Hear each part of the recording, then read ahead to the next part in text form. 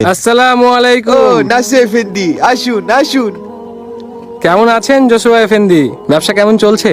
এই চলছে, মোটামুটি খারাপ না। বালিবে কিছু কিনতে চান? নিশ্চয় এফেন্দি, বলুন না কি কিনতে চান আপনি? কি ধরনের জিনিস? একজন অসম্ভব সুন্দরী হাতুনকে উপহার দিতে চাই আমি।